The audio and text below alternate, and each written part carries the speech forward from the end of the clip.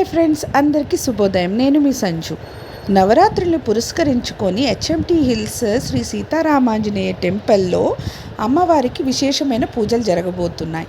దానిలో భాగంగానే భక్తులు వారి ఇష్టానుసారంగా అమ్మకు చీరను సమర్పించుకోవచ్చు.